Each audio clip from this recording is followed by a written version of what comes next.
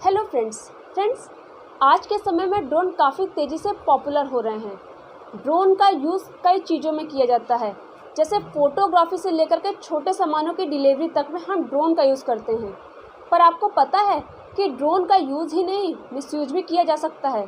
इसका ताज़ा एग्जाम्पल है जम्मू एयरफोर्स स्टेशन पर हुआ ड्रोन अटैक। ड्रोन उड़ाने को लेकर के सरकार की ओर से गाइडलाइन भी जारी की गई है। बिना इन गाइडलाइन को फॉलो किए आप भारत में ड्रोन नहीं उड़ा सकते। ये guideline unmanned aircraft system rule 2021 के तहत जारी की गई हैं। इसको सिविल एविएशन मंत्रालय की ओर से जारी किया गया है। अगर आप भी भारत में ड्रोन उड़ाना चाहते हैं तो आपको भी इस गाइडलाइन को फॉलो करना पड़ेगा।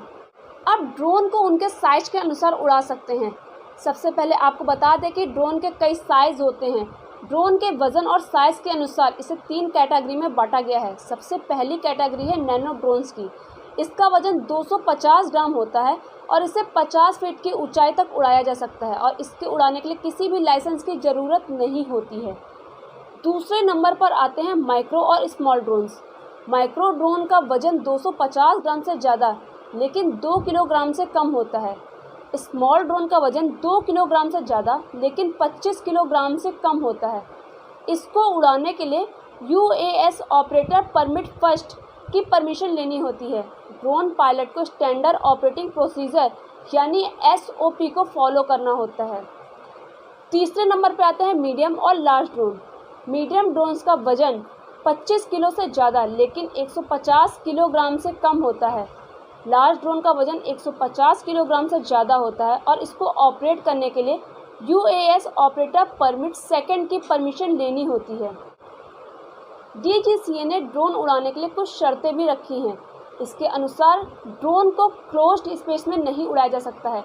इसे उड़ाने से पहले एयर ट्रैफिक और एयर डिफेंस कंट्रोल से परमिशन लेनी होती है। ड्रोन उड़ाने के लिए कई तरह के लाइसेंस भी दिए जाते हैं। पहला होता है स्टूडेंट रिमोट पायलट लाइसेंस और दूसरा होता है रिमोट पायलट लाइसेंस। इस लाइसेंस को लेने के लिए ऑपरेटर की मिनिमम एज 18 ईयर और मैक्सिमम एज 65 ईयर होनी चाहिए। अगर वो कमर्शियल एक्टिविटी के लिए ड्रोन उड़ाना चाहते हैं तो इसके लिए मिनिमम क्वालिफिकेशन क्लास 10 पास और या फिर इसके बराबर की डिग्री किसी मान्यता प्राप्त बोर्ड से होनी चाहिए। एप्लीकेंट को DGCA स्पेसिफाइड मेडिकल एग्जामिनेशन पास करने के साथ साथ उसका बैकग्राउंड भी चेक करवाना होता है। नैनो कैटेगरी के अलावा किसी भी तरह के ड्रोन्स को उड़ाने के लिए आपको लाइसेंस या परमिट की ज़रूरत लेनी पड़ती है। अगर बिना परमिट के आप ड्रोन उड़ाते हैं तो उससे आपको 25,000 रुपये तक का जुर्माना देना पड़ सकता है। नो ऑपरेशन एरिया में ड्रोन उड़ाने पर आपको 50,000 रुपये तक का फाइन भरना पड़ सकता है।